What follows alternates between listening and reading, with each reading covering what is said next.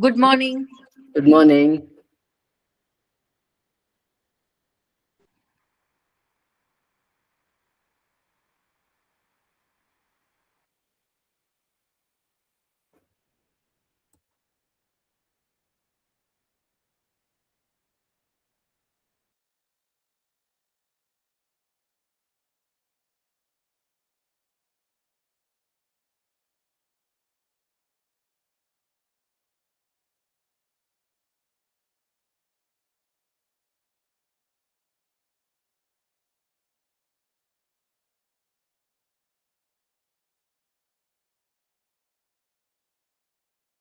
I've told the group that the facilitator has joined, so I think they'll join any minute. I'll leave the mic on. Do you want me to try this share screen now or just wait till you? I Yeah, have you the. can try now itself. I can try. Yes. Okay, let me.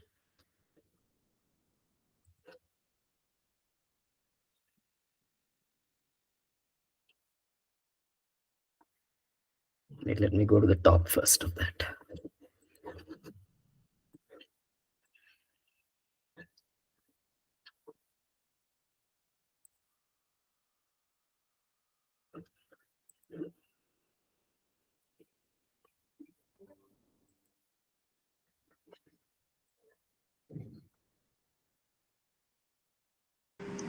I can see it. You can see it. Okay, good. I'll just put it Yes. on Full screen. full screen. Yes. Yes.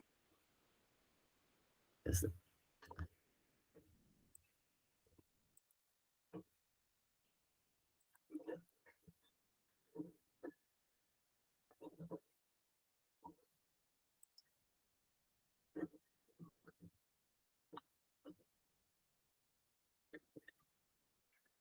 I'll just check going back and forth. I've not used Google Meet that much.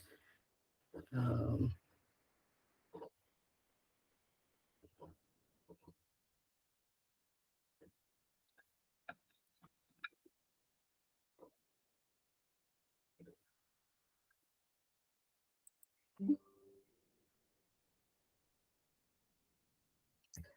um, you can see if I change the screen, right? Purna? Yes. Yes. Okay. Okay.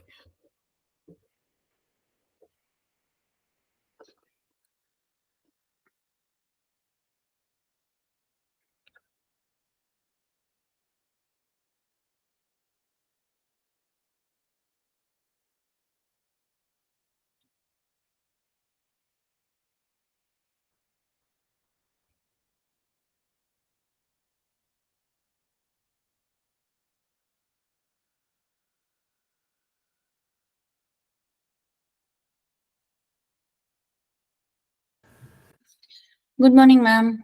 Good morning. How are you? Ma'am.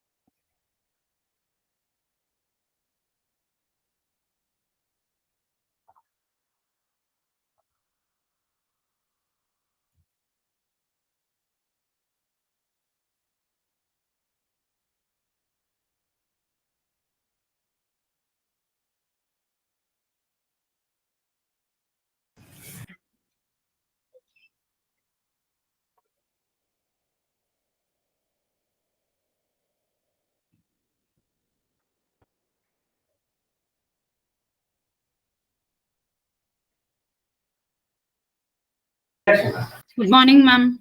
Ma'am, I'll put on my video in 2 minutes. Maybe just two Sure. minutes.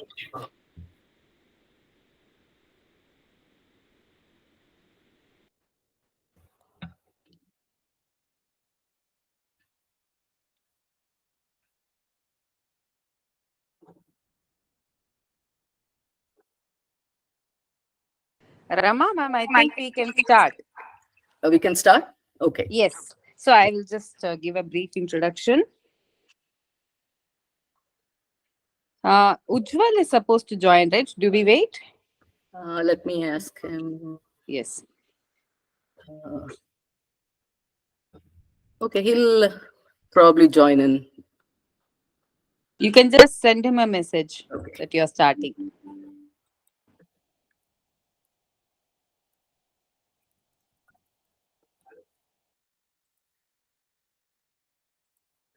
Okay.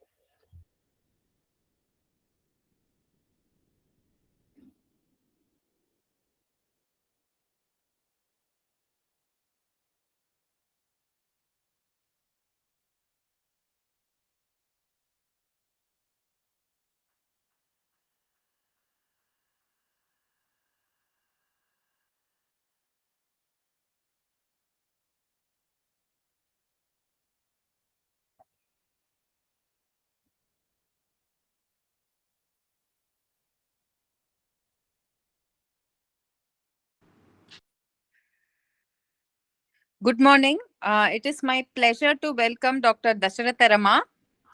She is a very proactive and passionate parent of Rasa Ramana Sunruti Alaya, a parent of a 26-year-old neurodivergent adult, Anant Raghunandan. Anant Raghunandan is our TAHD student ambassador, and she is the working force behind Anant for his proactive and enthusiastic posts, blogs, videos, and so many versatile activities which he does.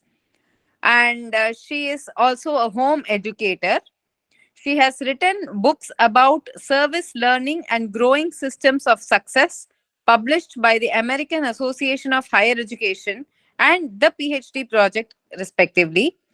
She is also the developer of Life Smart Parenting. So she has a very wonderful group where she has like minded parents, and they share different styles of, like, they share ideas of how to bring up the child, the neurodivergent child, in a very holistic way.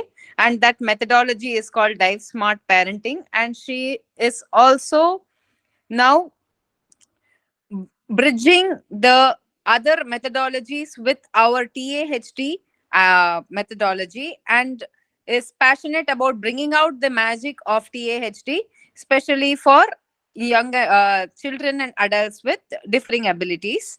Today, she is going to talk about the magic of TAHD for children and adults in the autistic spectrum. So, welcome, Rama ma'am. Thank you, Dr. Vaishnavi. So everyone has joined, so you can start now. Okay, thank you. So I'm excited to be able to present today. It is a good time, so to speak, because we've been doing many interesting activities and having many interesting experiences, which is why I term it the magic of TAHD. We've also been very fortunate to experience the magic on both ends, from Rasa and also now with RMCL, Ramana Maharshi Center for Learning, because we spend much of our time in Bangalore now because my mother is here and we spend much of the time here. So we've had a variety of experiences, and things have been developing really fast. So last year, when we started a 100-day project in my group, the Life Smart Parenting group. So I'm very fond of 100-day projects because as a parent of a neurodivergent child, the only thing I know is I have a moving target, and there are people giving me all kinds of inputs from different directions. So here I am, a professor who teaches project management and who cannot manage this whole process because it is just so challenging, always getting different inputs, which is good. I mean, we are fortunate we're getting these inputs, but it's also very difficult to manage the whole thing. So that's where Life Smart Parenting took shape. And we started with this 100-day project, which was in collaboration with Rasa. And it was around only a couple of months that he had started learning Bharatanatyam with Ujjwal Jagdish. You've probably met him in the first THD module. So he had just started there, and then he was one of the faculty providing inputs for that 100-day lab. And we found that very quickly that the videos worked better if there was a student in the mix, because I think parents could visualize the THD process better when that happened that way. So we started recording some, and this took Anant on a totally different direction. Here he was recording children's songs like the animal song, the body part song, and so on. Not something he would ordinarily have been interested in, but another coincidence, we had I have a small grandson who's now 2 years old, Ishan. And so all of a sudden, Anant did one of these songs, and he kind of just did it because he had to do it. But then he suddenly realized it was something he could share with his nephew. So then he got very excited. So if you see any of these videos, you'll see him looking, very animated and very excited, because he was thinking about how he could do it with his nephew. So all of this played out very well. And Anand's Bharatanatyam journey went off in different directions. And it's been that way ever since we started, thanks to the seed planted by the 100-day project. So we've been having a variety of experiences. Before that, he had done 3 plays with Rasa. He was Rama and Jatayu Moksham, and then he was Krishna and Krishna Dutam, and then also he played Swami Vivekananda. So he's had the experience with the plays. And he actually started with Miss Usha Shankaran, and who was teaching him storytelling and online. That was his experience. So he's had a variety of different experiences, and I'm going to come to that a little bit later. But now, just going back to the bringing up the child on a spectrum, which is going to be a major theme for today. It's a lot of personal anecdotes and stories. And then I'm going to actually connect the first 3, which is bringing up a child on the spectrum, basics of autism, and how did we identify. So, well, bringing up a child on the autism spectrum, in many ways, it looks the same as bringing up any other child. We still have experiences. We still do things together as a family. And, I call it a blessing in disguise. I didn't really have, too much knowledge at that point. So, back in those days, this was about, 20 plus years ago. So we didn't know much. These days, everybody is, labeled and classified by the time, they're toddlers. So that didn't happen. I just knew something was a little bit different. In fact, it was my sister-in-law who first said, he's very engaging, but it's always on his terms. He doesn't seem to really tune into what other people are saying or doing. So that was an indication. The second one, which was a lot more scary, one fine day, I was walking around in the living room, and I suddenly see a little movement outside in the rose bushes. And there he was wandering around, and there was a busy street outside. So I got really alarmed, and then we very quickly put a latch up where he could not reach it. So we didn't know any fancy names for this, but he was missing something called social referencing. And it was really stressful to travel with him, especially if there were elevators around, because if he knew there was an elevator around, he would just take off. And so that was a huge, stressful thing, but we didn't really have any labels for it.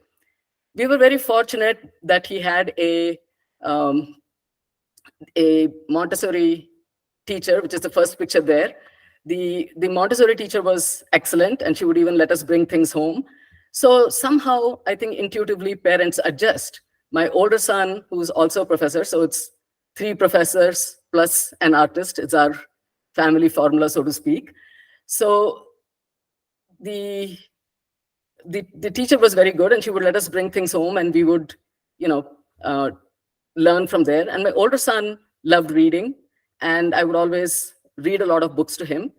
Anant always had a liking for written word. So I would always be writing on boards, and we had a big, veranda, and we would write there. So I think parents intuitively adjust.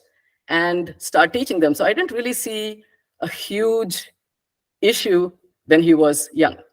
By the way, anywhere in this process you can just stop me and ask me questions, and I'll be happy to answer. So things went on for a few years.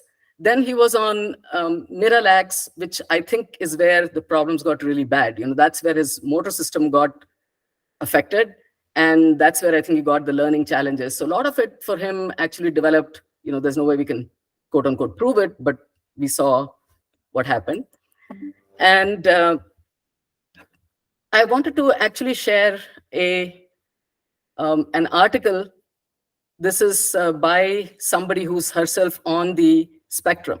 So this is a very interesting trend now. There are many neurodivergent adults who are very, very active in describing their own experiences and how they look at the world and how they experience the world, which is, I think, is an excellent trend, because they probably are the ones who know it best as to what is happening. So she says, when we talk about a spectrum, we are actually thinking more like a gradient. You're a little bit autistic versus a very autistic, something like that. But it's really not a gradient, it's a spectrum. And she says that those on the spectrum have challenges in all these 7 areas, less in some, more in some, but in all of them. So pragmatic language, you can immediately make a connection to theater, because pragmatic language is everything, including your body language, eye contact, all the non-verbal and verbal communication that you do is all under pragmatic language. So the way Anant didn't really have any noticeable language challenges. He would pick up words very fast. And he also had this unusual ability to reverse things. So when I first taught him the days of the week, I'll go from Sunday to Saturday, and very quickly he was going from Saturday to, back. Same thing with, we were in Laredo, and he was introduced to a lot of Spanish. So I would go in Spanish from 1 to 100. And before I still remember this ochenta y uno and all those numbers in Spanish going backward from 100 to 1. So he had some unusual abilities. And he's somehow stopped doing some of that, but this was one of the interesting things that we noticed. Then comes social awareness, which is paying attention to, the social cues, picking up norms, learning etiquette, those kind of things, which people just seem to pick up. And children on the spectrum have a lot of trouble with it. And so this means you'll see a lot of times, we would go to the gym and all the children know they have to line up, and they're standing in a line and going to the appropriate place and doing what they need to do. And he'll be standing on his own, waiting, or just doing his own thing. So this is something that is typical of many children. They don't seem to either notice or don't seem to act on it.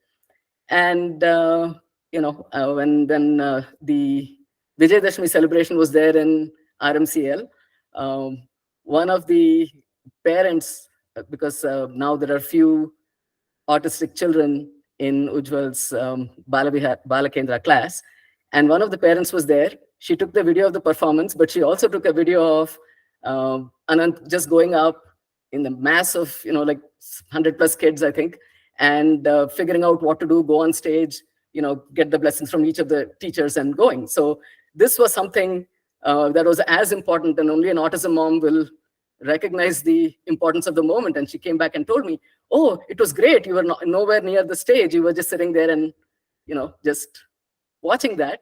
So that's the kind of thing that's often challenging when we are dealing with children on the spectrum. And we have done many, many interventions, and I'll talk about that a little bit later. So that has really progressed quite well. The third one is monotropic mindset, which we see quite a bit with Anant. He's, he'll get really interested in something, which can be good and bad. So right now, for some reason, he's really become very interested in the aharya part of it. So he's always noticing and wanting to know about clothing and different types of materials and who wears what, when, where, why, and so on. So that can be a positive thing. It can also be challenging socially, because even if he's meeting someone, he's probably going to want to talk about whatever he's really interested in. So that is just something, that is just the way he is. Then there is information processing, which is how they process information, how they deal with new information. This we have actually made quite a bit of progress through some interventions that we have done. Sensory processing, he has had a lot of challenge with that, and I think it became really bad after Miralax. He's very sensitive to sound. So even now, he's not all sounds, but there are some that annoy him. And so there's something like balloons, which you would not think twice about. But the fact that the balloon is likely to pop and upset him, so he is not very happy going to birthday parties when the balloons are there and children are there, because he knows that children are going to, at some point or the other, pop those balloons, and he doesn't like that. Repetitive behaviors, that has gone down quite a bit over the years because of all the different interventions we have done, and the neuromotor differences. So the last one is a huge one for Anant, because I think we didn't realize it. He was walking, talking, and it didn't look like anything major was happening. But when he was in Miralax, this is where a lot of the bad effects happened. I know that when the doctor was still continuing on Miralax, 3 times the adult dose at some point. And when we stopped it and I went to the gym, I still very vividly remember that the child who was not doing most of the activities was suddenly walking on the balance beam with perfect balance.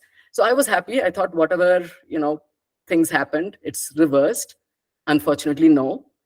It was, there were a lot of subtle things which we had never heard of, things like proprioceptive and vestibular and all kinds of things that happened, which we didn't really realize at that point. So what I find is, yes, there are all this DSM and all these different categories, but for me, I find this a brilliant explanation of, how an autistic individual might perceive the world, engage the world, and move about their day. So if there are any questions at this point, let me answer before I go on to the interventions and what we've been doing.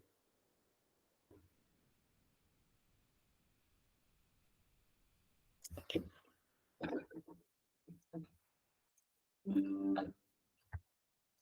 Okay. So there were 5 main, interventions which I'd like to speak about. The first one, which is worth talking about, is relationship development intervention. And this has played a very big role in where we are today. So most of the time when people encounter a child or individual with challenges, the response is to fix that individual. And this was particularly strong, 20 plus years ago. So the language of remediation and trying to fix that person is the way we think. But Dr. Gutstein, who developed relationship development intervention, was a pioneer, and he was very focused on the parent interaction with the child. So he kind of located the problem not in the child alone, but in what happens to parent-child interactions. And his point was that somewhere along the way, because of all the other issues like the sensory challenges and other challenges, the child is getting into a stability seeking mode. That is, they don't want novelty, they don't want change, they want everything to be the same. So this was something we did notice with Anant. You went somewhere and you went in through one door. Anytime he went to that place, it had to be entered through that door and exit through that door. So they're trying to regulate by seeking sameness. And now that we have a grandson and I play with him, play is all about novelty, right? You're always changing things, and you're always moving things around and changing things. So when children resist novelty, it has an impact on the parent-child relationship. So that's what he talks about how by the time they're around 2, there are very noticeable differences because they've been, preventing engagement with novelty, and it's going to have an impact on the parent. So we don't think about this, but when a child is off track developmentally, it has an impact on the parent. And even in our case, we had already had an older child, right? So we still have this problem, right? And it's very subtle. So if a child has very significant motor problems, what happens? He's going to take a lot of time. He has a lot of trouble with motor planning. So things like even just okay, if you're going out and he needs to get his jacket on, and we know that he's going to take a lot of time, and we're in a hurry, what do? Just take the jacket, put it on, let's go, right? So we get into this mode of, just compensating and just adjusting to whatever the child is doing. So the RDA was the first place where we started becoming more mindful about how things were breaking down and how we as parents could change it. So that had been a very useful thing. Looking 20 years back, I don't think RDI fixed all the problems. RDI couldn't fix the motor problems. He had very, very significant motor problems. So it didn't fix that. But I think what it did do was make me more mindful of how I was as a parent. So I'm always more conscious about my communication style. So that's one of the reasons I'm excited about Theatre Arts for Holistic Development, because theater by definition is going to involve a lot of body language, non-verbal communication. All of that is there in theater. It's just there, right? So in RDI, they would teach us activities and experiences, and they would really teach us to not focus on speech and use more non-verbal. And so Dr. Gutstein would say, all the parents get so worried, oh, my child is not speaking, my child is not speaking. And he would say that the people who have the most trouble when they grow up are the ones who have plenty of speech, but they cannot process nonverbal cues. And, they're the ones who fall by the wayside. There are many people I know who don't find out there's something the matter with them until they're in college or even at work. And it's far more difficult. When Anant was only 6, so we could still do a lot of those fun games, doing things together. We'd take big bean bags and build bean bag mountains, and we do all kinds of different things. So it's still easier to do that when a child is 6. And if you didn't, I can't imagine what would have happened if you'd not found out then, and you suddenly find out when the person is an adult. How would I do those things? It would be much more difficult.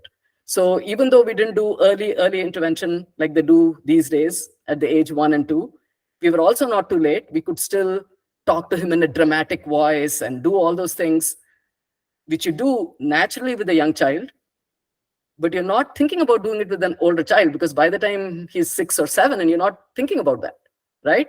So we literally went back. And to me, TAHD is a big blessing, because when you're in TAHD, you can do those things with older children without it looking too childish, right? You can engage a 6-year-old or a 10-year-old or a 15-year-old even, or an adult even, with more non-verbals, with more, body awareness, body language type of things at a level that's more appropriate for them. So I think, right from there, having done RDF from 2003, for me, there was an instantaneous connect with TAHD. I could immediately see why it made sense. And it's not that easy for other people unless they walked some of these 5 milestones. They don't necessarily see it that quickly. The second thing that we did was Enki education, which is based on Waldorf. How many of you are familiar with Waldorf education? Any of you heard of it? Okay, so you've heard of that. Yeah. So it was developed by Rudolf Steiner, and it's a very, very interesting approach to education, which is based on, it includes a lot of movement, storytelling, plays, all of this. And a typical day, you would, Anant actually went to a Waldorf school as well. So a typical day would start with a main lesson where they would narrate a story and they actually draw it. So I think his love for drawing, coloring, those kind of things started with the Waldorf school.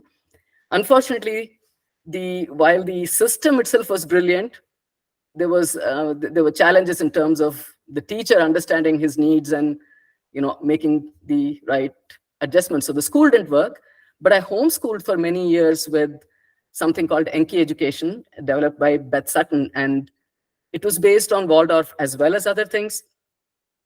And Anant did really well in those years because I was homeschooling and I was using Enki education, which is actually, looking back, is exactly the set of ingredients he seems to need even today.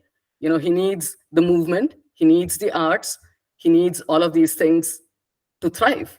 And so I'm so grateful that we have found Rasa and RMCL, because that is really what works for him. He's in a coding program, he can learn web development. Unfortunately, he cannot go and sit in an office and do coding from 9 to 5. It's out. He just cannot do it.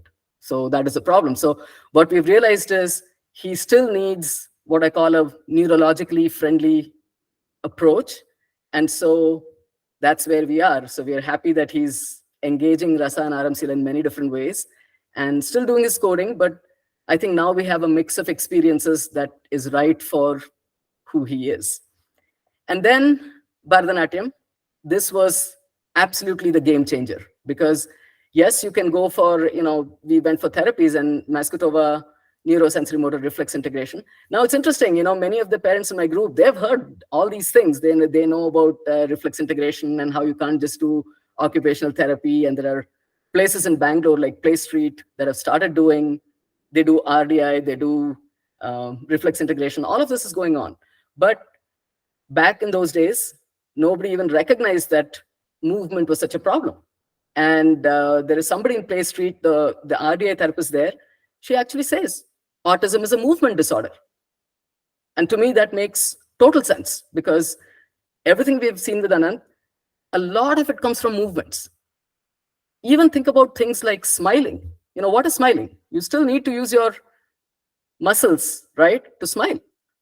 And one of the things we noticed after about a year or year and a half of Bharatanatyam, he started nodding his head more.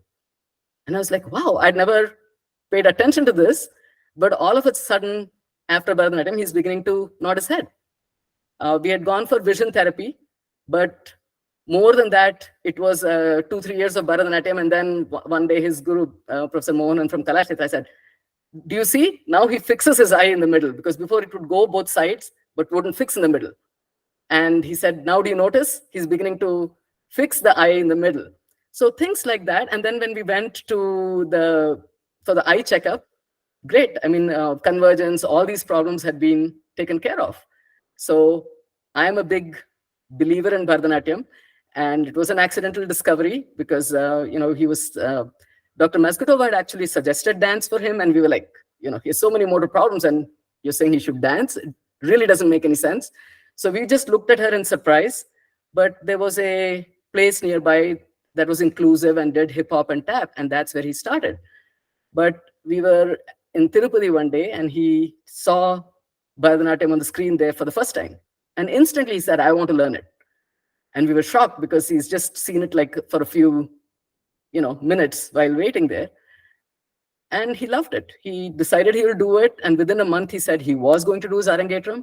And we are really, really, it's just divine intervention that happened, because a lot of the changes happened for him once he went for his Arangetram, because that's when you have more intensity, right? You're not, in US, it was far for us. So he would go once a week and practice a little bit. But when you're preparing for the Arangetram, there is a lot more intensity, right? You have to learn that Varnam. You have to, so Professor Mohan is fond of telling the story. When I first met Anand, every 2 minutes he wants water and he's going to stop in the middle. And, by the time we did the Arangetram, of course, he was making his way through the whole, Varnam and everything. And I tell Dr. Ambika this too, that probably one of the biggest blessings from the Arangetram was we met Dr. Ambika, because she was the chief guest at his Arangetram. And that's how we connected. And that's how I first learned about her work. And we are now totally into TAHD and Rasa in many different ways. So one of the themes that I wanted to address was adaptability to society. So think about it. Imagine a person who's having so much trouble moving their body, right? Has trouble communicating, has trouble with emotional expressions, right? And I think a lot of it is actually related to the motor problems. We don't think about this. So in the West, there is a lot of talk about emotional regulation and behavior challenges, but it's interesting how few people talk about emotional expression. So in the TAHD, the first module, one of the things that struck me was how the teaching of the movement session, I think, also talked about emotional expression. And for Bharatanatyam dancers, probably this is not anything unusual, because you pair movement and expression all the time, right? But it struck me that for all the therapies I've seen, for all the interventions I've seen, there are so few people actually making that connection, that movement and emotional expression, that these two go hand in hand. Emotional expression, after all, is movement, right? If you're expressing pride, it's your shoulder and your so many parts of your body come into play when you are expressing any uh, emotion or character and so on. So we are very grateful that he made his journey on this path.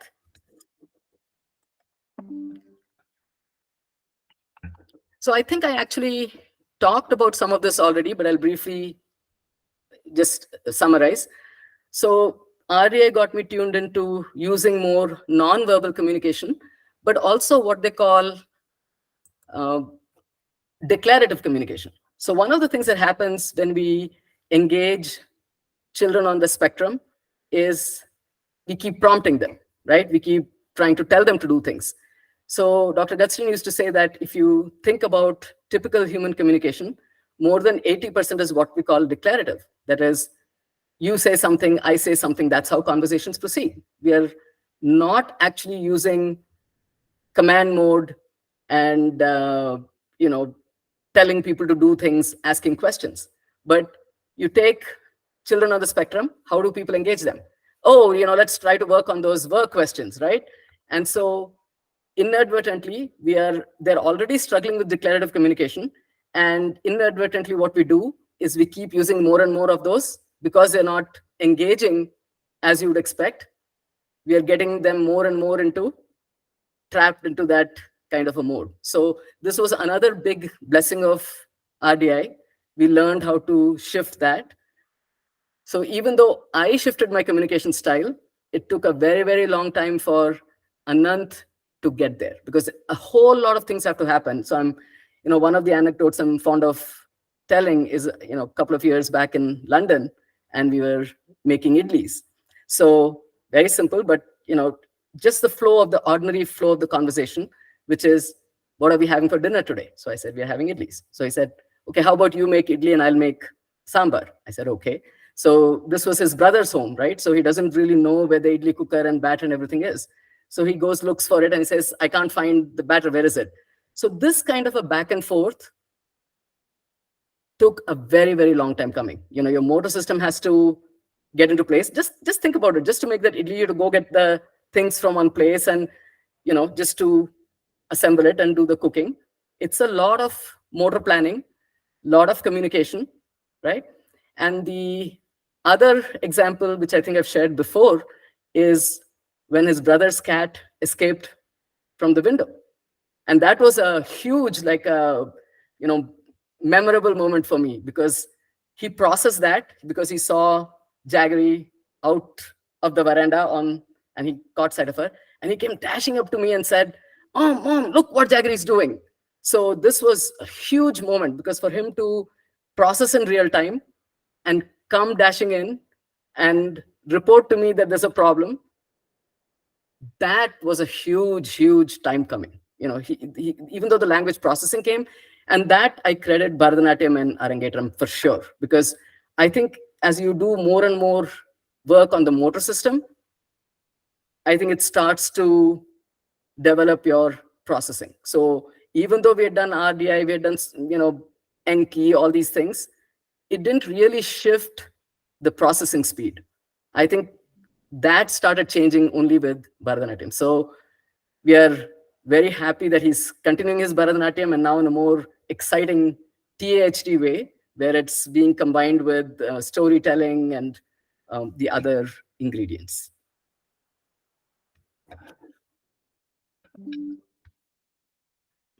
So I just had the slide, but I'm not going into all of this. But social referencing, that's an interesting one. And whenever I hear tales of neurodivergent children taking off and people searching for them, I wonder how many of them are like Anant, that maybe the problem is as simple as not socially referencing, which means they've done experiments, in 18 months around that time, children begin to reference adults. So they had this, I think, classic experiment where they have a tunnel and they would place a toddler near that. And if the mother was standing nearby with a happy expression or a comfortable expression, the child would go. And if the mother looked, like tense or not comfortable, the child would refuse to go. So this is called social referencing. And we didn't have any name for it, but I told you how he would take off for elevators, how he took off from the house once. And within 2 months of RDI, magically the problem resolved, because we were doing so much nonverbal interaction. We had really cut back on speech, and we were using a lot of nonverbal communication. And I was like, wow, I can't believe, I hadn't even put the two together, that if you really just spent most of a day doing nonverbal communication, this, problem would go away. But it did. And when he did his Arangetram, one of the most memorable moments was when he was getting stuck in a couple of places, and he would look at his guru. Okay, I'm messed something up. So I'm sure everybody will say, oh, he's messing up the Arangetram. But I was like, wow, this is great. He's got his referencing down perfectly now.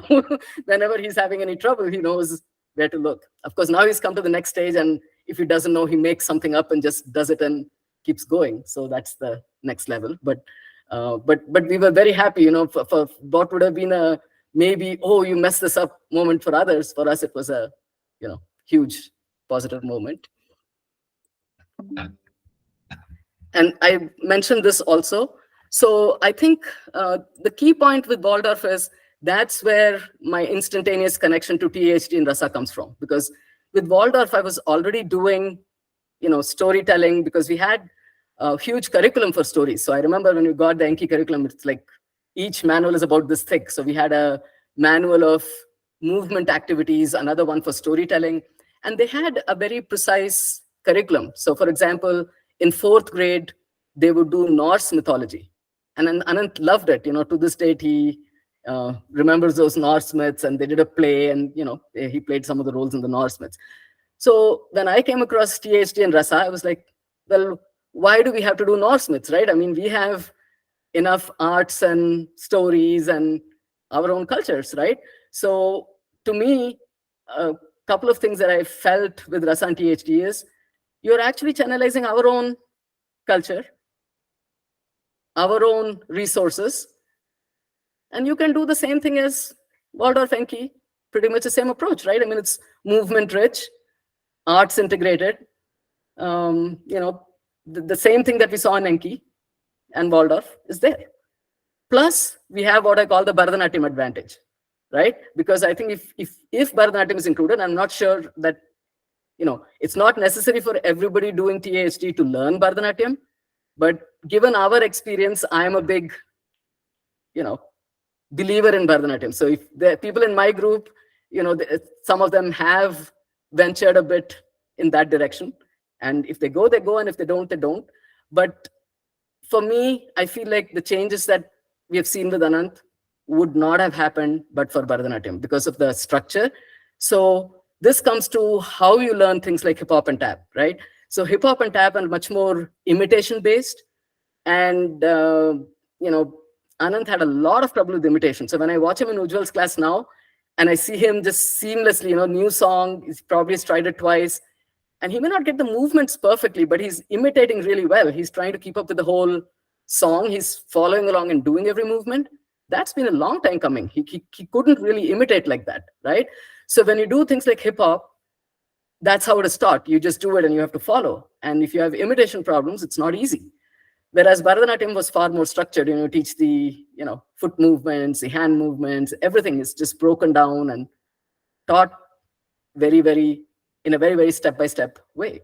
So when we came to the TAHD approach to Bharatanatyam, especially in the RMCL curriculum, I still very vividly remember the first class we attended there. And you started with the, again, of course, you start with the Adavas.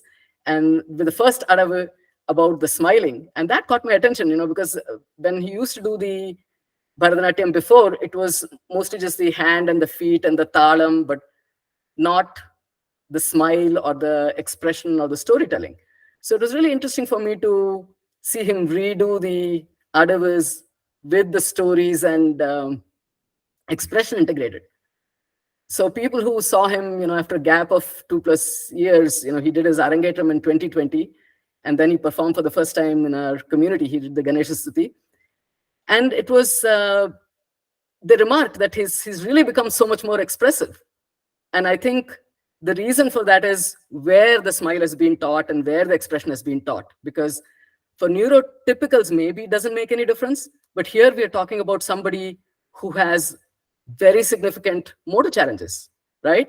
So if you just do the hand gestures and foot movements and introduce those other things later, it is too late for him because he's having to deal with too much, right? He's having to deal with complex foot movements and hand movements, and he doesn't have any bandwidth to deal with facial expression.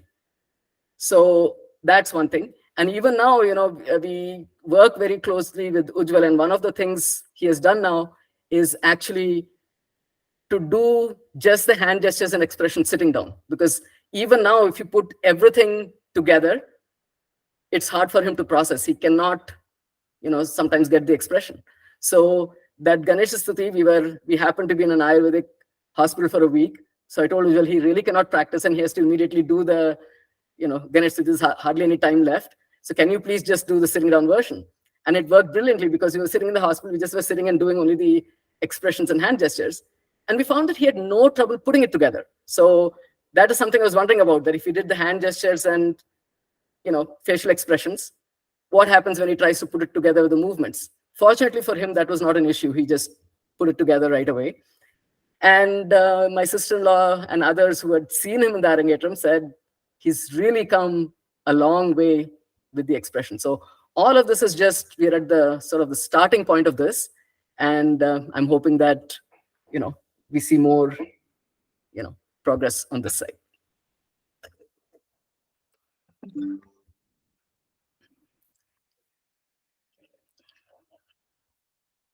Okay. So the other point, I just wanted to share a quote from Dr. Ambika, which is, the word inclusion suggests something or someone was left out before. In the THD way, we focus on enjoying artistic unity rather than excluding others, making deliberate inclusion efforts unnecessary. So I think this is a beautiful quote, and I think this is what we experience both in Rasa and RMCL. So just the fact that you're just accepted as you are and you can be part of the whole process without people necessarily having to label you and, oh, you can do this or you cannot do this. That doesn't mean, you don't need some adaptation. So Anant couldn't possibly go just for the group class. It won't work, right? He still needs the individual class because he still has motor problems. He has significant body awareness issues still. So I still remember when he did the first, he was preparing for this Jatayu Moksham and he went to Miss Usha's class, and she had offered, she said, he's been working with me for a year and he's new, and that will be also a group setting. So if he needs any help, we can also practice. And the very first thing she said was, we've got to really work on this. When we're on stage, we stand, at this angle. So you're also facing, when you're doing the dialogue, but also facing the audience. And that's not easy for him. So I know that when Swami Vivekananda, on the day of the rehearsal in Narada Ganasabha, that was the only comment Dr. Ambika made. Can you please work with him on this standing at an angle? And there they had added another little confusion because they'd had the other person already sitting at an angle. So it was even more challenging for him. So these are the kind of little things that, he still needs a lot of individual one-on-one sessions, but mostly he can, he's beginning to cope with everything.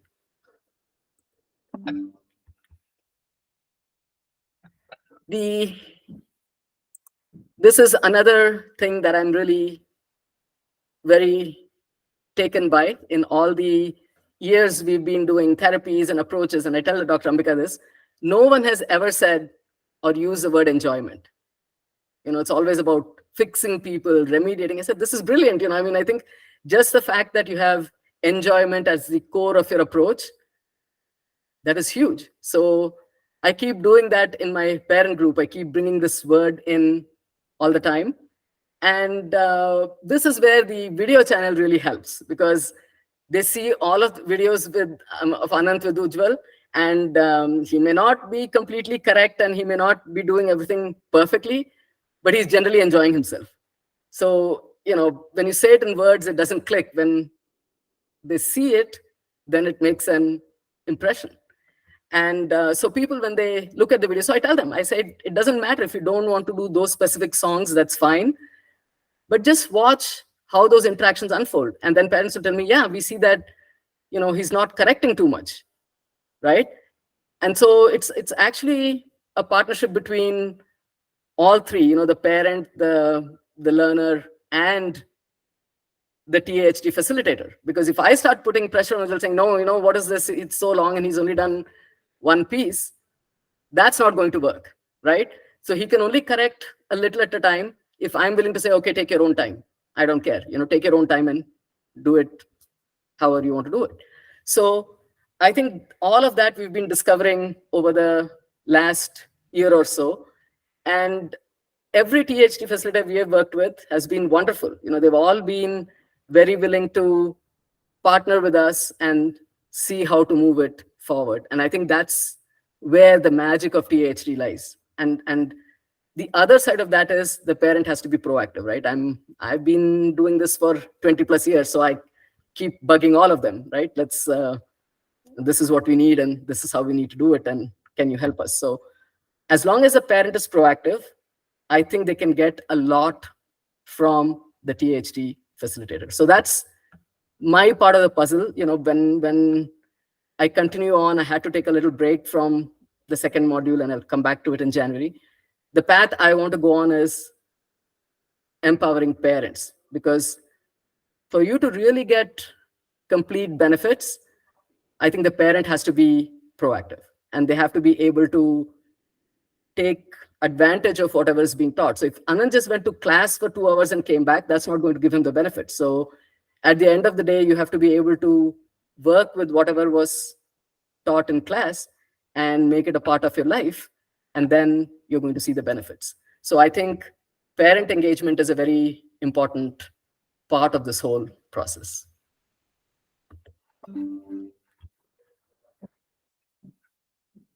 So this is another thing that I share with parents, that, regardless of what you're teaching, these 5 tools can come in handy. So if you're teaching concepts, and that's why, when they see the songs, at least they may not use the exact same song, but at least it's putting that idea in their mind that they can use these 5 tools to teach different concepts. And we do this quite naturally with young children. And just to think about it and use it more mindfully, even with older students, is something to consider.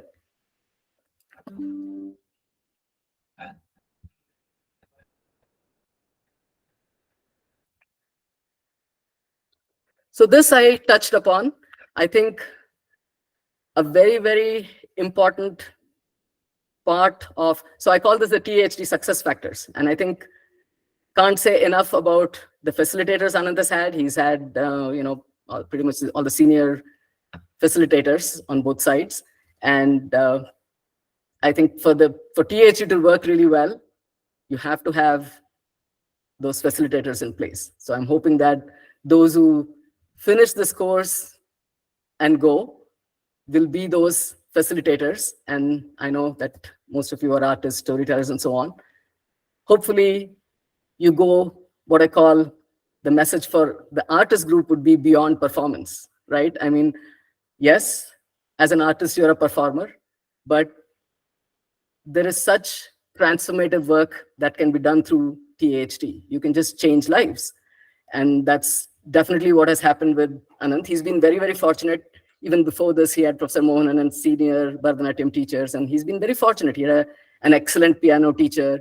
So he's been, while he didn't have a good experience in schools, he's been very fortunate with the kinds of teachers and gurus he's had, and that's why he's as far as he's come.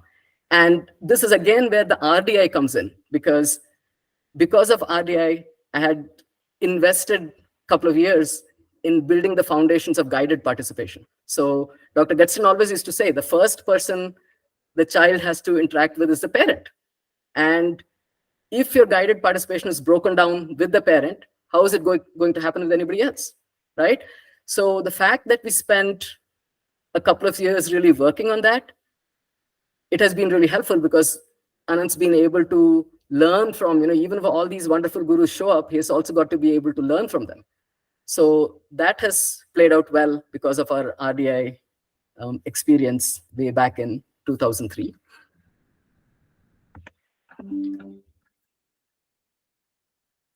This is a point I touched upon implicitly, but I think it's very, very important. Dr. Ambika puts it in a slightly different way, but the language I've heard is co-production, because I think for it to be really effective, I think parents and the TAHD facilitators have to be in communication. That's really how you get the most of the process. And of course, the facilitators and the neurodivergent individuals learning together. It is not, she always says that it's not you teaching someone. It's not that. It's more of them enjoying that experience together. That's where the learning happens. And the facilitator is learning as much as the individual is. So I think this idea to me is very, very important. And every facilitator I've seen has been very receptive to working in this fashion and works this way. So that has been wonderful.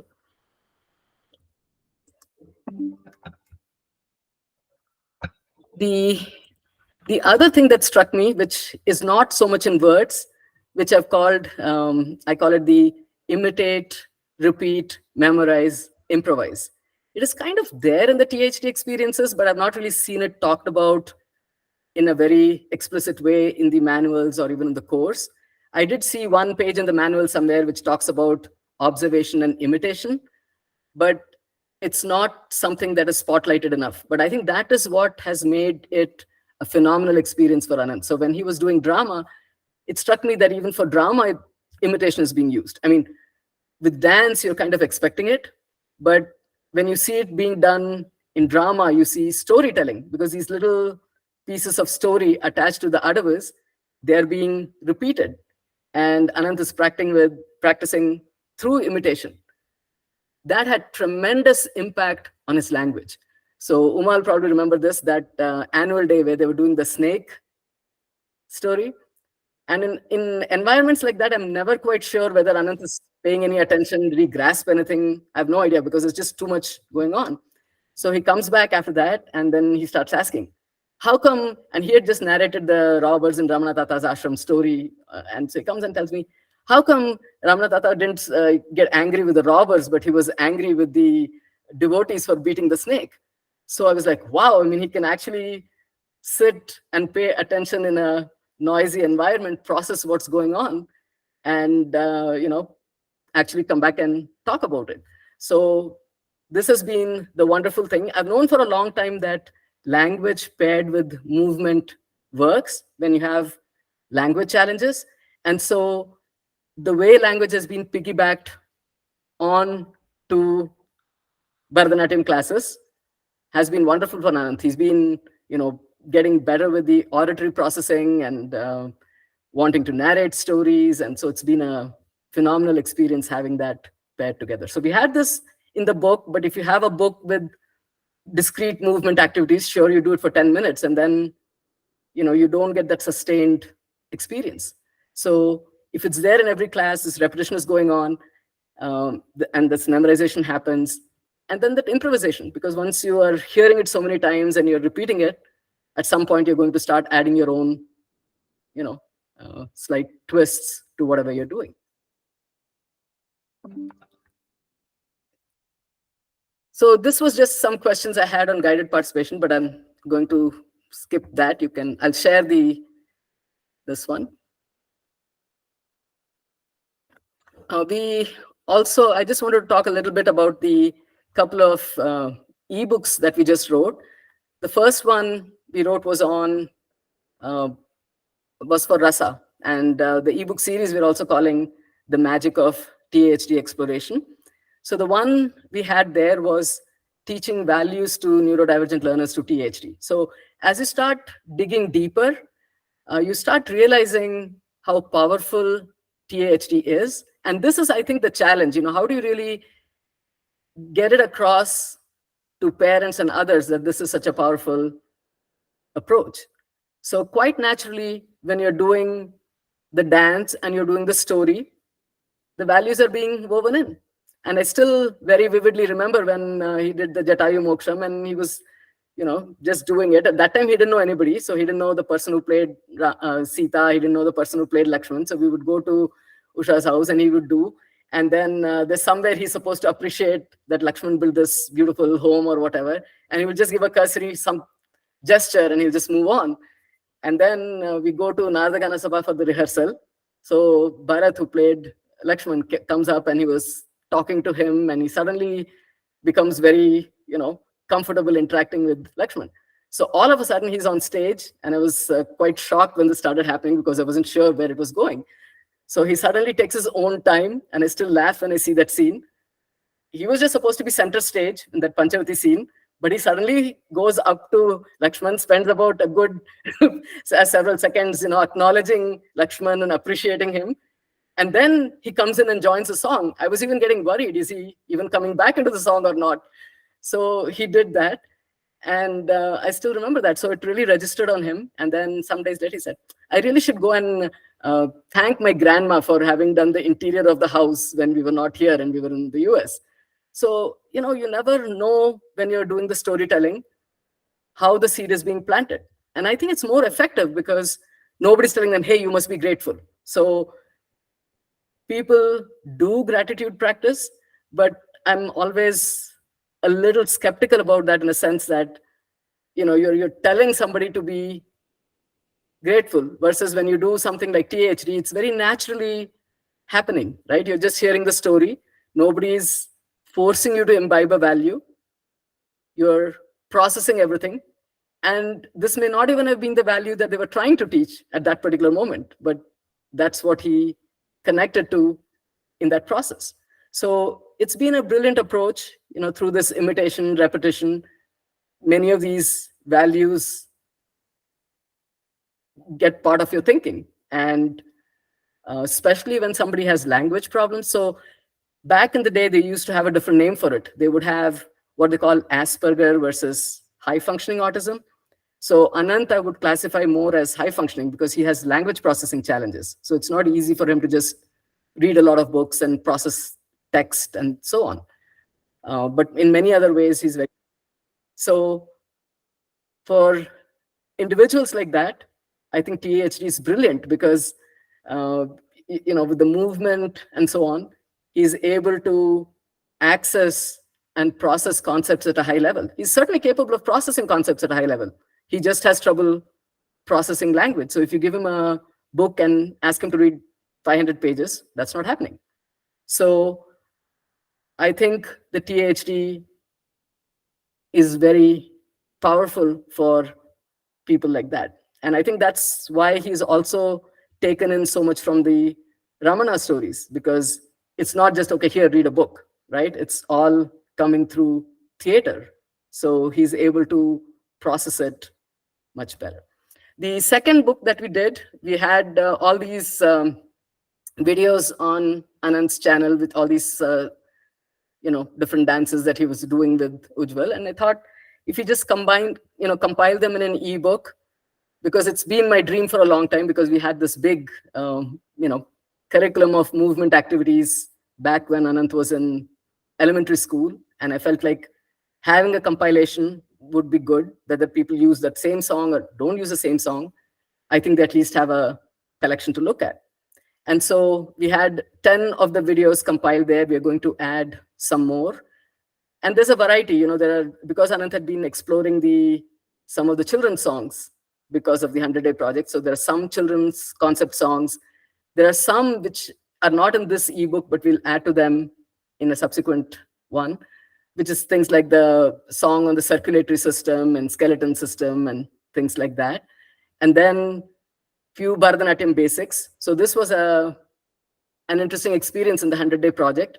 One of the parents actually tried the adavu that we shared. We had shared a couple of adavus. And she had done a brilliant job. She really broke it down to the level where her son could imitate. But the point of that was she saw enough value in it that she signed her son up for a class for Bharatanatyam. So I was very happy to see that happen. And I think sometimes if you just tell people, hey, Bharatanatyam is great, they're not going to buy into it. But sometimes when you create those little experiences, when they're, able to taste it a little bit, at that point they might say, hey, not bad, let us try it. So we have a few of those adavas. We have few of those what I call the body awareness, because we have the pada beda and some other body awareness things. So I've actually also combined my RDI experience there. In RDI we used to play many games, and I'm sure THD does it too, but Anant has not particularly experienced that.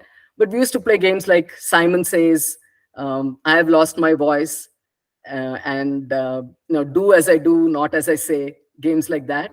So you can actually take things like Pada Veda, and you don't have to just do it with the sloka. You can make it into games. So Pada Veda actually is one of the more popular videos on our channel because of this reason, because I pair it up with games as well. So we're trying to do that. All these little videos are there, and I think it takes time for parents to see why that's relevant. So Aarti had a question. Ma'am, could you share this channel details in the group? Sure. I would love to watch that. Sure. The channel also, but I'll also share the ebook, because with the channel, there's still playlists, but the ebook is a little bit more of a cohesive collection of 10 activities. Because Ujjwal also started the Bala Kendra, and he has a few, neurodivergent students there. So there was some story that he narrated to them, and so a few of those things are also there in the ebook. So let me also, I'll share the channel and the ebook. Sure. Yeah, and I'm hoping that that can be a resource both for parents and for professionals, because what I feel is, for professionals, it can be something which they can say, well, they teach something, but here are some things you can try. So it's something that they can also share with parents. So I felt like this might be a good thing to do. So we have about 10 activities there, and we have many more videos on the channel, and it's our goal to bring more of them into the ebook format so people can see, because the ebook will also have suggestions for parents. This is how you can do this is how you can try this, and so on. So hopefully we can expand that ebook this coming year.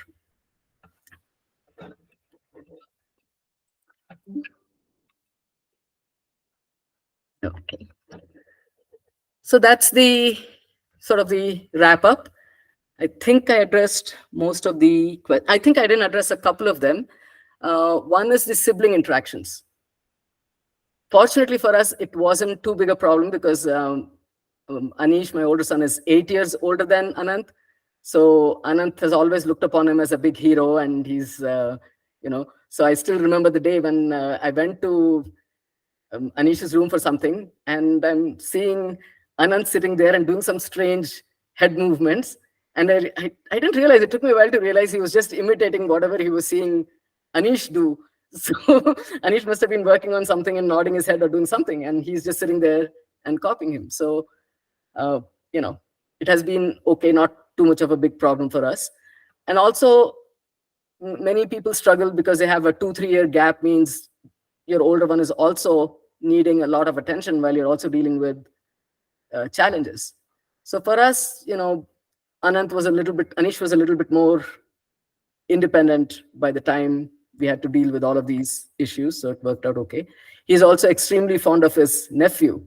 So, and THD, actually, that is one of the biggest gifts for us, because he's not going to interact the same way as a neurotypical uncle might. So TAHD has opened up channels of interaction for him. So Ishan was, the last time he visited, he wasn't going to anyone because it's a new environment and so on. He was just clinging to me. The only other person he would willingly go to was Anant, his dance buddy. So he would go and sit on Anant's lap, and he would play with him.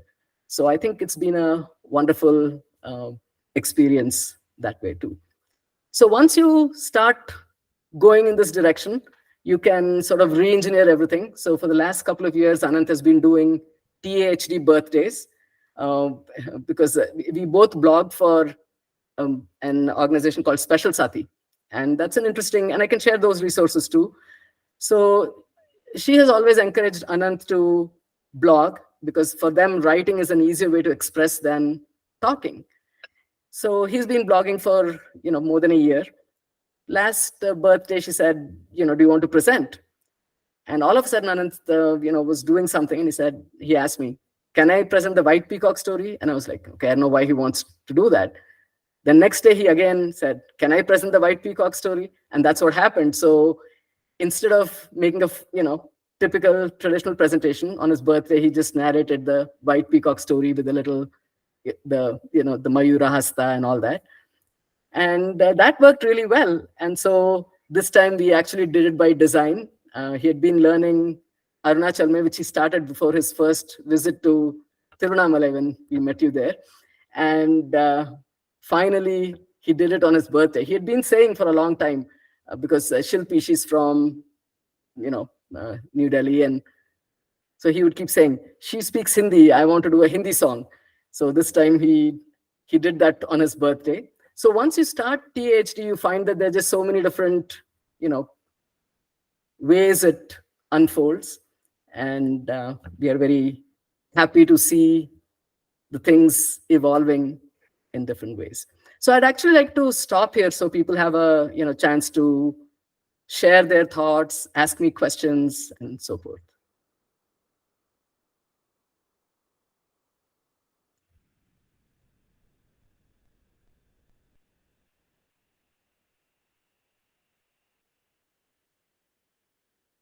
Okay. Hello, Ujjwal. Are you there? Yes, Namaste Ramaji. Yes, can you see You me? wanted to share your experiences with the... Yes, it has been a wonderful session understanding about Anant and your explorations with him. And it has been a similar one with me, the discoveries with the what do you say, the discoveries in TAHD and the discoveries of the abilities of Anant and also this methodology. I wanted to know, I mean, like you were talking about RDI, what are the activities that are done in RDI, and also what are the things that are there in TAHD which are similar to those? So RDI, they were emphasizing something called co-regulation. And co-regulation means basically doing things together. So for example, we might, both roll a ball together, or we used to have these big bean bags on which you sit, and we used to carry them and throw them together and build a mountain. Simple activity, we used to always go on daily walks. So since children on the spectrum often resist novelty, so we would play games like we'll be walking and I'll suddenly stop, or I'll suddenly start walking backward, or I'll suddenly change direction and go somewhere else. So these are all things that where this actually had a name, and it's a very useful way to think about TAHD as well, which used to be called regulation, challenge, deregulation. And they've also had introduced another terminology which is even more precise in a way, called just noticeable differences. Because these children are not liking change, you work towards just noticeable differences. So that's an example. So we're always walking together. We've done those round hundreds of times. Instead of making a big change in the route or something that would upset him, I would just introduce a small change. I'd just suddenly stop. And I'm not going to introduce stop, walk backwards, all of them on the same day. I'm just going to disturb the pattern only a little bit. So once you got that idea, so to me, that just noticeable difference and regulation, challenge, re-regulation was probably one of the most important takeaways from RDI. It's really training the child to be more receptive to novelty. And if you think about Bharatanatyam, it automatically happens, right? Because you have such, Bharatanatyam is a huge, huge, huge library of RCR, right? You keep having those patterns and you can slightly change them. And we still play with that because, I realized very early that while he might do the smiling and all in class, coming and sitting and practicing in front of a computer is not going to work for him. So some of those adavus and all I just used to do with him just to get, and of course that opens up different possibilities. Now that's a place where I am the one who doesn't have much competence and he's the one who's known for a while. So that plays out well too. But the point is that co-regulation is mostly non-verbal, right? We just, and I see this, every time I do it with Ishan, and now I have all this terminology to, I'm a different grandma than a mom because I have all this experience going back. So it's really fascinating to watch how that co-regulation works. And it is so innate to us, we don't even think about it unless it's broken down, right? The only time you're paying attention to this is when it ain't happening. So this was very useful to just get back to that co-regulation. So even when I teach cooking, we do it a different way. I don't know how many times we've made rasam together, because instead of making one fancy dish each day, we have this regulatory pattern, right? We're just making rasam, right? And then we'd make slight changes. So again, in theater terminology, the roles, Dr. Gutsin was actually very explicit about roles. He would say that give clear roles. So even if you're doing, say, hanging up clothes, I'm the one who's going to hang up the cloth and you give me this clips or something like that. Now that's a regulatory pattern, right? One person is putting the clothes to dry, the other person keeps handing the clips. Then you can reverse the roles, folding clothes. So we did any number of chores, with the RDI. And then there was another therapist we worked with who actually had an interesting spin on this, because he said, why do we have so much, because we're doing it very consciously, right? So if I'm pointing to something, I don't want to tell it in words, so I might use the eyes to point to something and so on, but I'm doing it in a very conscious way. So he said much of parenting is subconscious. So one of the, limitations, if you will, of RDI is you're making it very conscious.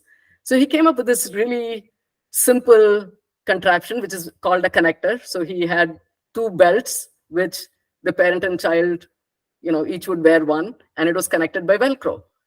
His point was the child should never feel like that they're, being forcefully held with somebody else. So, either person can detach and it's just a Velcro thing. And it was amazing. We came back, and before, when we used to do the cooking, he would just check out and wander off. He'll do a couple of steps and wander off.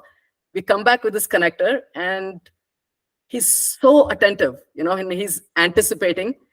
So I'm trying to cook something, I don't remember what, and he's opening the refrigerator, getting the next thing, and just doing it. And I was just stunned as to how such a device could make a difference. So this was pre-Bharatanatyam, pre-MNRI, so he had a lot of motor challenges. So we don't realize this.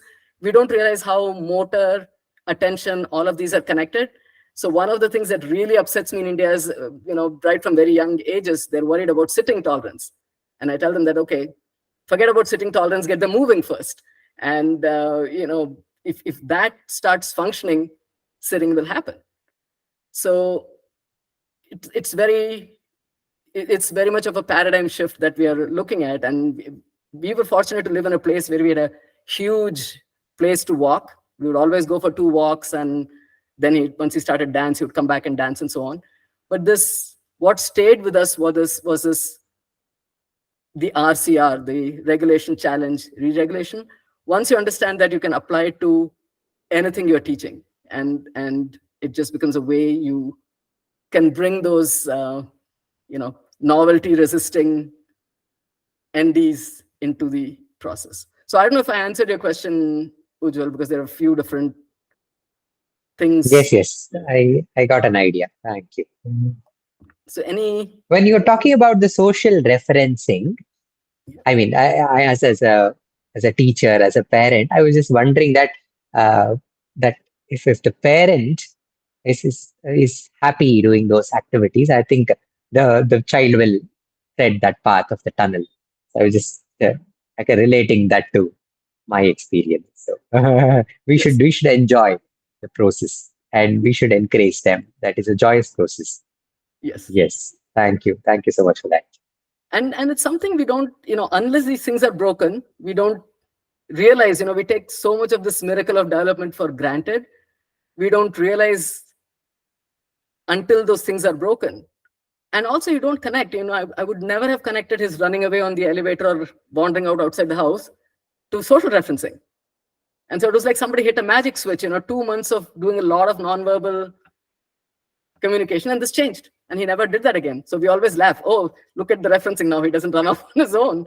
So it's really funny how, the little intervention at the right point can make a lot of difference. So, so it's quite a journey. You have all these adventures, and you don't even realize, as long as things are working fine, you never realize all the intricacies of development and how the parent-child interactions result in that development. We just take it for granted. I do that now with my grandson, just go have fun. And you're not realizing how every mundane activity that you do is, contributing to development, and what happens if those interactions are not happening as they should.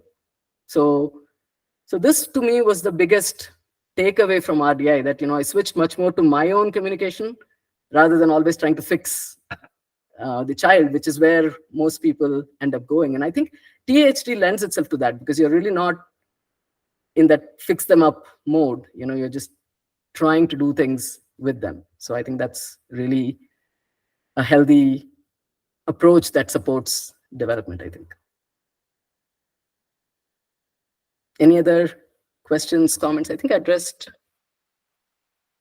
one last one, stress, which has been a huge challenge for us, because so I think this may be a particular issue with the somewhat higher functioning ones, because they're very aware that they're seeing other people do things, and at some point they're going to realize that the world doesn't work for them as it does for others. So when he goes to his brother's house, he'll be sitting, and his brother has this little fish, and he'll be sitting and contemplating this fish, thinking about, he's heard this saying about fish on the tree, and he's much, fascinated by that saying. So he'll be sitting and contemplating about what would happen if the fish were on top of a tree.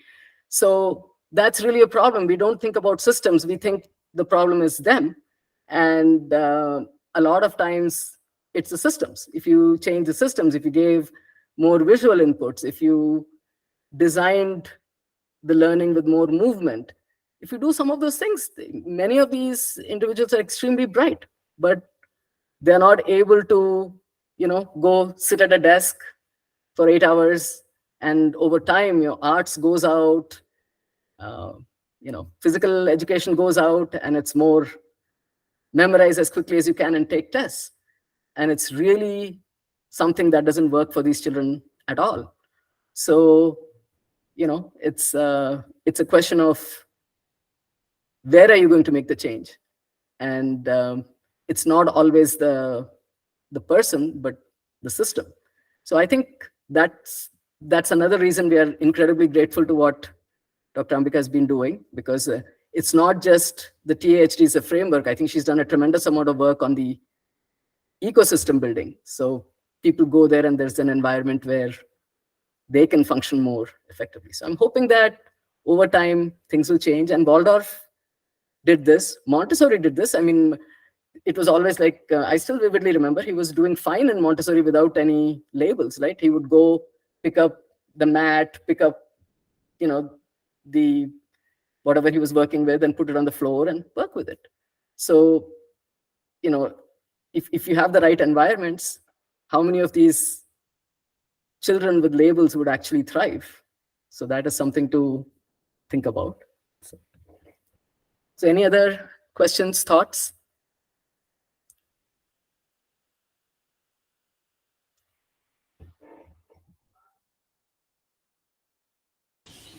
Ma'am? Okay. Did you ever, what kind of school did Anant go to at the beginning? See, he went to a public school, and within a couple of months, by the time they started doing the IEP and so on, I just knew it wasn't going to work, because he had anxiety issues even then. So on the IEP, they had written goals like teach him to speak in 2-word utterances. I'm like, that makes no sense. His language, I mean, he doesn't have as much pragmatic language, but he really doesn't need to be taught how to speak in 2-word sentences. That's the least of his problems. So I just knew that we were not on the same page, and we were very fortunate. We had a neighbor who was a storehouse of information on homeschooling. So she said, how much can you mess up? It's just kindergarten. If you mess up, you have many more years. So she encouraged me a lot, and she said, why don't you just homeschool him? And I'm just glad we did that, because I think that's what's kept him going. How old was Anant at that time? 5? 5, yes. So he just went for 2-3 months. We did miss the boat on Waldorf because we were doing RDI and Enki and homeschooling, and he was, all the development seemed to be happening. So he himself started saying, I want to go to school. And we found this, small Waldorf environment, and we thought that would be perfect for him. And it should have been, because the movement was there, the arts was there, everything was there. But, just the teacher's approach and how they addressed issues just wasn't right. And then we went to this other therapist who actually told us, don't you see how anxious he is? So I came back from that therapist, and I said, the one who invented the connector. So I came and had this conversation and said, Anand, oh no, he doesn't have anxiety. I said, time to, you can't see, but he's somebody who lives in this fight flight mode routinely, right? And we forget how awful it can be to be, constantly in fight flight mode. And we've had a couple of really bad years. So for me, the worst time was not, a lot of times have a difficult time when the child is first diagnosed. For me, I guess I went to IIT back in the 80s, so I'm just used to just jumping in and, whatever it is, just jump in and do stuff. So that's kind of how I am. But the last couple of years, because he finished his Arangetram, and we realized how much he needs a focus. So his Arangetram was over. He didn't have a clear goal. And he just said he'll do BBA, but he really didn't. That was not his thing. And he didn't have a game plan.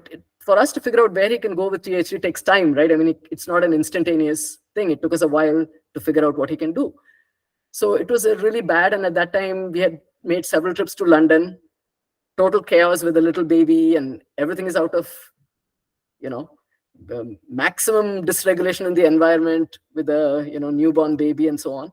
So all of this happened. So he went through, and then before that, all the COVID lockdowns, all of those things.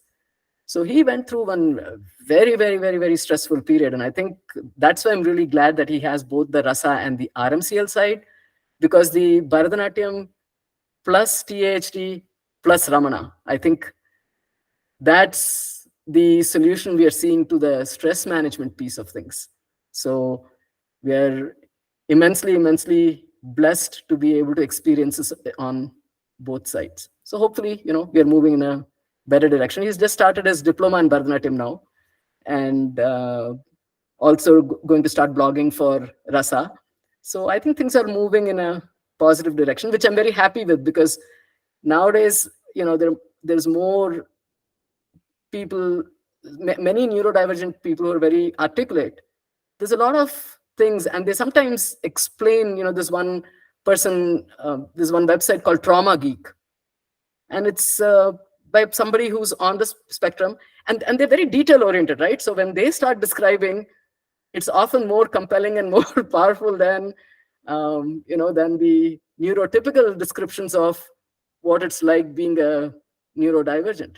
So that's why one of the resources I shared was by a neurodivergent. The other one I would suggest for people to look at is Trauma Geek.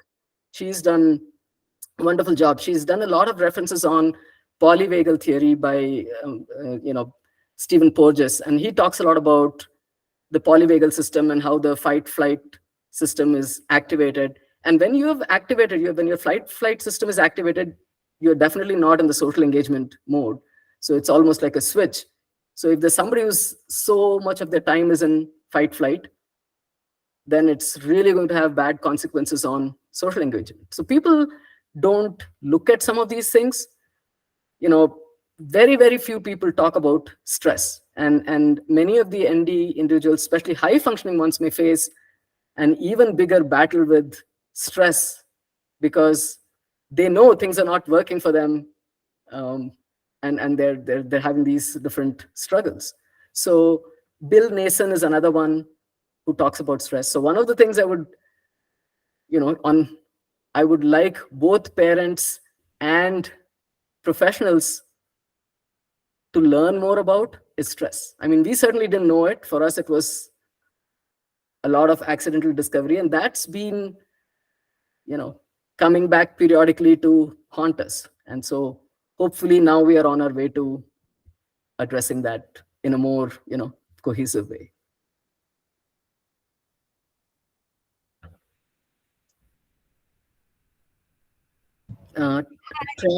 Trauma Geek, GEEK.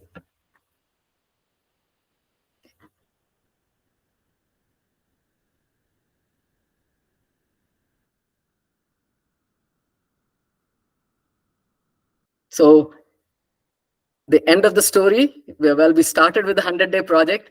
I'm realizing that 100 days is way too long because things keep happening and changing. And so I think for the next year, we are heading towards 7-day challenges. So if anybody is interested in joining our group, we'll be more than happy to send you the link. So because I'm also trying to do lessons for Special Sati. So everything was getting very chaotic. I'm trying to run a 100-day thing here and doing weekly lessons, and it was just not, flowing together. So I said, okay, I need to move away from 100 days. It's too long in our, ride with a neurodivergent person on board. So we are now completely moving to 7-day challenges. So that's what is it about? Like it's working with the different topics. Like the first 7-day challenge we're doing is on guided participation. Then so we're going to address different topics. So this way, I think what I feel is people relate better to TAHD when I weave it in with other things. So if you take something like RDI, it's phenomenally expensive. So one of the parents was telling me, can you talk about guided participation and just show how that happens in TAHD? So much more, cost-effective way for people to actually do it. And that's what I'm trying to do. That the people who are there, for example, in Ujjal's Balakendra, they pretty much are from my group, and I try to support them behind the scenes, nudging them to try it with their children, and also giving them some suggestions and supporting them through the ebook. Because 1 hour that to a group class online, there's only so much you can do, right? So unless the parents are willing to work behind the scenes, but I tell them, you have access to a experienced person, and that's huge, because I had whole curriculums with Enki, but I'm not the most qualified person to be teaching that. I'm a information technology, IT, electrical engineer person. This is not what I do, right? So I tell them that you don't have to do the same activities, you can do your own, but if you can see how an experienced person does TAHD, you're going to learn from that. So whether it's the Anand's Adventures website or whether it's the Balakendra, that's what we are trying to do, is that for people to get a glimpse of how TAHD works in action. Because I think we need to paint that picture, because otherwise, people don't really get what it is and what it can do. So that's where we are headed in the next year too. So if anybody's interested, I can send the group information too.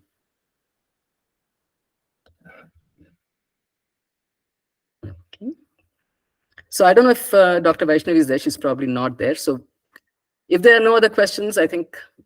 I have just one small input, which I would like to have some input from anyone of you all, especially ma'am. In my class, I see one girl who is very, very distracted. She definitely attention deficit. She cannot focus for a long time. How do I go about it? I'm always wondering. She's just very small girl, around 5 years maybe. Is it just because of her age? But I think kids of her age do better. But this girl especially seems to be one of the techniques. Again, the magic for me always was this regulation, challenge, re-regulation. So we would do a lot of circuits. Circuits meaning like, we might have a table with a sandbox, another table with a, something to sketch or paint, another table. So I used to do a lot of circuits with Anant when he was younger, because you're not asking him to sit and do any particular activity for a long time. We would briskly move from one place to another. So that was a way we could keep him engaged. So that's a suggestion. I don't know if others have any. So maybe, doing the same thing again is probably Yes, the repetition. And then then they have that anticipation, right? They know that the sandbox comes and then something else comes, and then co-regulation. So you could probably limit things too. So for example, have a piece of paper with only 2 crayons next to it. So it can be a pattern where you pick up 1 crayon and she picks up the other crayon and does it. And over time that can vary a little bit, and that's where the just noticeable difference comes. Like you can pick up. So if she gets used to, for example, taking 1 color and you always take 1 color, flip it around and you take the other one and see what happens. So the RCR and JNDs are, I think, enormously useful in interacting with these children, I think. So you might also want to check out the rdiconnect.com. RDI now has a lot of free resources too, and that's another thing I think would be great to see in TAHD. So what happens with RDI, many consultants and many parents will make their own videos and share. So there's a lot of sharing going on like that, and that gives people ideas. So I think it would be great to see something like that happening with TAHD too, where the facilitators and parents start sharing different things. And that's partly what we're trying to achieve with the Anant's Adventures website, the YouTube channel as well.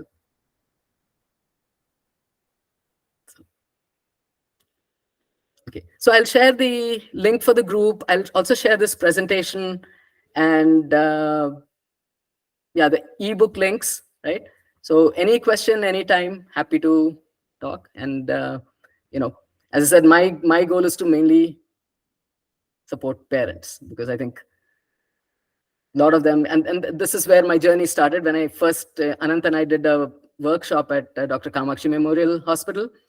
And the person in charge of pediatrics, she was the one, Dr. Rajeshwari, she said, you really must do something here. This not, high quality therapies and all are not available.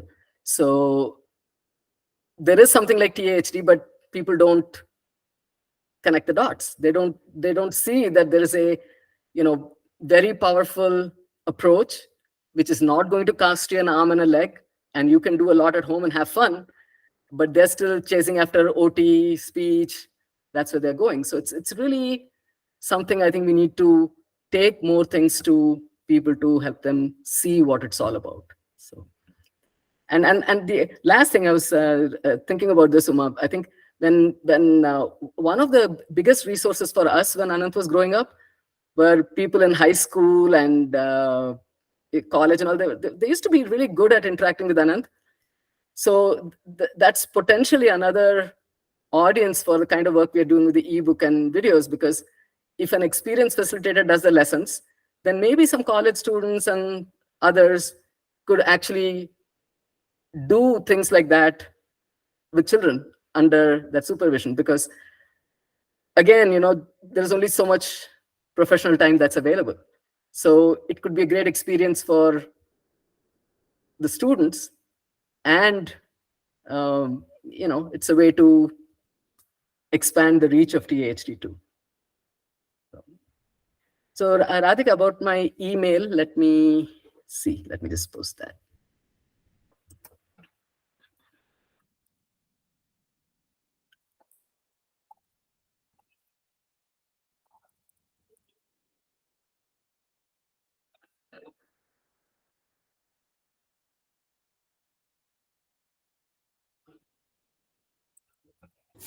I have one final question. I don't know if I might be repeating myself.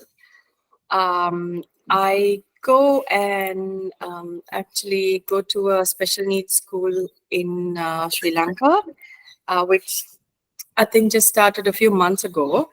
and I have this RBT license from USA. So they asked me to come and do some movement. So I'm also a multimodal expressive arts therapist, but not for neurodivergence. So what I go once a week, and I do for about an hour, a lot of creative movement, and also integrate that also with a few yoga poses. And first I start with a lot of action, and because they've gone through like a lot of heavy stuff during the day. Yes. And then I go into different things, and then finally I also roll that there are those those big balls. No, I don't know what you call them. Right. You can Yes. sit on them and bounce, right? Yes, the bouncy ones. So at the end, I put them into like a lying position, and I roll the ball, and then let them rest for about, and then they really go into deep rest for about, until I say, okay, come back, and let's get ready for home. So, but I would love to have more of a guideline, um, and I'm thinking your module or the handbook might help me. Do you think so? Because I'm just doing things from the top of my head, and as I feel, because as I feel into the children on that day, how their mood is that day, and that kind of thing. Right. I definitely think that could be done, because one of the things that I think a lot about is quote unquote a curriculum. So the RMCL curriculum has been 40 plus years in the making. They may not have done as much with neurodivergence, but it's still, there is a curriculum, right? You're taught certain movements first, and you're taught certain songs first, and so on. So definitely I think it's worth taking a look. I've also tried to weave in some of the lessons from RDI and other places. So that's kind of where I'm going, trying to weave in lessons from Waldorf, RDI, and other places into that whole writing process. So definitely we'll share the ebook, take a look, and would love to hear your feedback, because then before we start adding more activities and so on, would be great to hear feedback from some professionals on what we could do there. Thank you. So this is a direction we'll be going in, because I really like the way TAHD has set up 8 main categories of outcomes. So when I think about it, it works for young children and it works for adults. So basically they have the movement and mobility, basic skills, self-care skills, then they have the cognitive skills, language and communication, and then emotional expression and cultural and moral values. To me, that's a brilliant breakdown.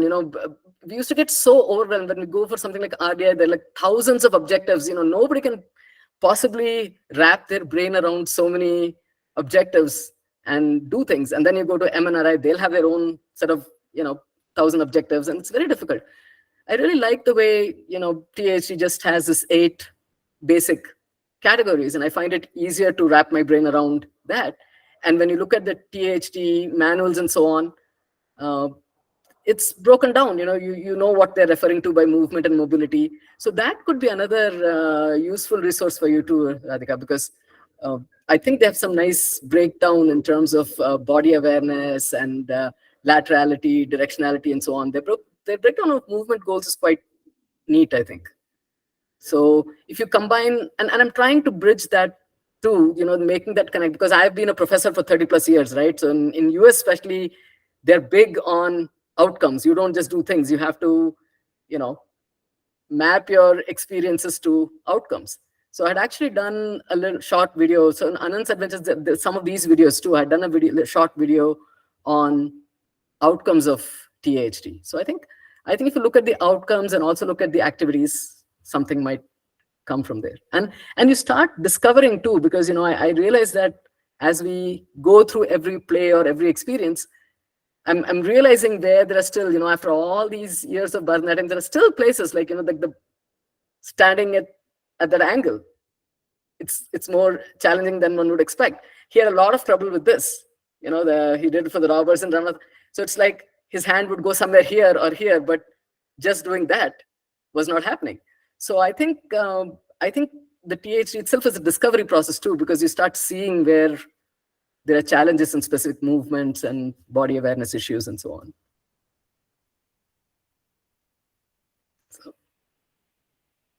So I'll share that ebook and also share the YouTube channel links are there from the ebook also.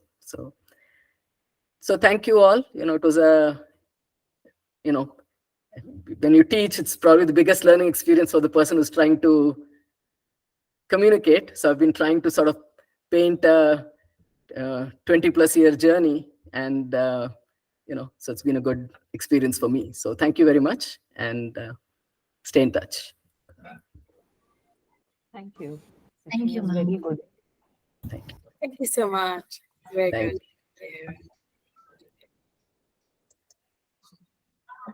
Thank you. Thank you. Thank you.